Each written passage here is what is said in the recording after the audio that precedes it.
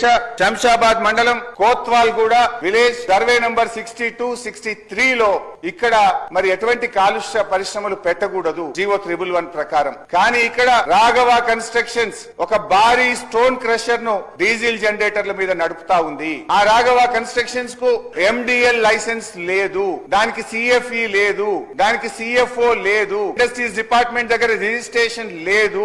ఆ కంపెనీకి సంబంధించిన వివరాలు ఈ రోజు మీ ద్వారా సభ దృష్టిలో పెట్టబోతున్నాను. అధ్యక్ష, ఈ రాష్ట్రంలో కొత్తగా అధికారంలోకి వచ్చినటువంటి ప్రభుత్వం ఈ రాష్ట్రంలో ఉండేటువంటి అన్ని స్టోన్ క్రషర్స్ ను ఇన్స్పెక్షన్ చేయాలని చెప్పి రాష్ట్రం యొక్క డైరెక్టర్ జనరల్ మైనింగ్ డిపార్ట్మెంట్ 21 మే 2025 నాడు రాష్ట్రం మొత్తానికి కూడా ఆయన ఆర్డర్స్ ఇచ్చినాడు. 21 మే 2025 మెమో నంబర్ 23444915 ద్వారా DMG is ordered for an inspection on all the stone crushers. దాని మీద ఇది గవర్నమెంట్ రికార్డ్ నేను చదువుతున్నాను అధ్యక్ష. The teams consisting of officials, Revenue Department, Telangana Pollution Control Board, Telangana SPDCL, Mining Department jointly inspected the stone crusher units, including the stone crushers of Measures Raghava Constructions India Private Limited on 22/5/2025 and recorded the stock available at the unit 5,130 metric tons of finished stone aggregates available at the unit. Ade vidhanga this office issued show cause notice to Raghava Constructions Private Limited and requested to produce the documentary evidence of having paid seigniorage fees. The stock available at the unit 5,130 metric tons of finished stone aggregates. The company acknowledged the receipt of show cause notice. Company show cause notice receive చేసుకుంది and failed to produce any evidence. So in that circumstances, not paying seigniorage charges, fee not submitted and not replied to the show cause notice, hence the demand notice is raised under Rule 26(3)(2) of TMMC Rules 1966. So కంపెనీకి show cause notice ఇచ్చినాం, స్పందించలేదు. ఆ show cause notice వాళ్ళు receive చేసుకున్నారు, అందువల్ల మేము demand notice issue చేస్తున్నామని చెప్పి డిమాండ్ నోటీస్ ఇచ్చారు. డిమాండ్ నోటీస్ కొన్ని లక్షల రూపాయల పెనాల్టీని విధిస్తూ మీరు ఇల్లీగల్ గా అక్రమంగా రాఘవ కన్స్ట్రక్షన్ ఇది నడుపుతుంది కనుక వెంటనే మీరు ఈ పెనాల్టీ చెల్లించాలని చెప్పి కూడా వారు డిమాండ్ నోటీస్ కూడా ఇవ్వడం జరిగింది అధ్యక్ష.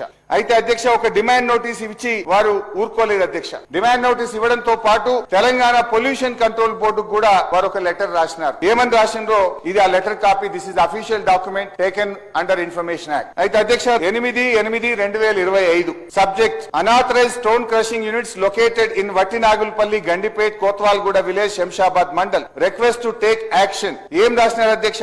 Raghava construction survey number 62 Kothwalguda, Shamshabad. In view of the above environmental injury, pollution control board is requested to kindly take action against the above said stone crushing units who are carrying crushing operations without valid CFO and permissions and causing loss of revenue to the government exchequer.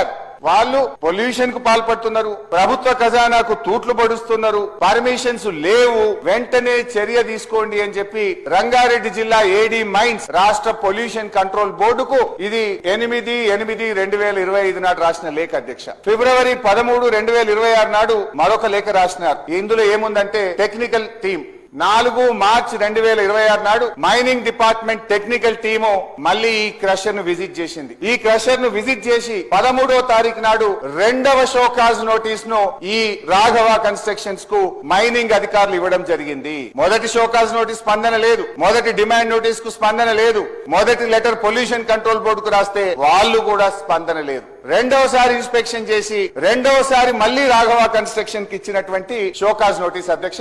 This is the official document. రెండవసారి Raghava construction illegal mining చేస్తుంది, అనుమతులు లేకుండా mining చేస్తుంది, రికార్డులు ఇవ్వడం లేదు.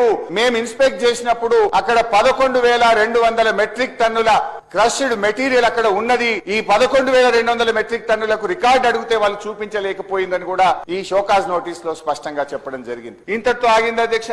రెండవసారి మళ్ళీ పొల్యూషన్ కంట్రోల్ బోర్డు కు మళ్ళీ ఇంకో లేఖ రాశారు. ఏమని రాశారు? అది కూడా ఇది అఫీషియల్ డాక్యుమెంట్ అధ్యక్ష.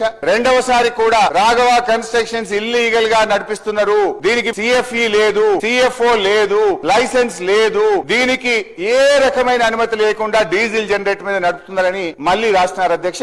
2 సార్లు మైనింగ్ డిపార్ట్మెంట్ షోకాజ్ నోటీస్ ఇచ్చింది. నేను ఇందాకనే మంత్రి గారికి ఒక మాట చెప్పాను. ఒక క్రషర్ మినరల్ డీలర్ లైసెన్స్ లేకుండా మొదటి దారి దొరికితే 10,000 రూపాయలు ఫైన్ వేయాలి. రెండవసారి అదే క్రషర్ మినరల్ డీలర్ లైసెన్స్ లేకుండా దొరికితే 25,000 పెనాల్టీతో పాటు 1 సంవత్సర కఠిన కారాగార జైలు శిక్ష వేయాలని చట్టం చెప్తుంది. రికవరీ చేయాలని చెప్తుంది. ఎందుకు ఈ ప్రభుత్వం మౌనంగా ఉంది? ఎందుకు ఆ కంపెనీ పట్ల మీరు నిశ్శబ్దంగా ఉన్నారు? అందుకే చెప్తున్న రక్షకుడే భక్షకుడైండు. కంచె చేను వేసిన విధంగా ఈ రాష్ట్ర ప్రభుత్వ వ్యవహార తీరుంది.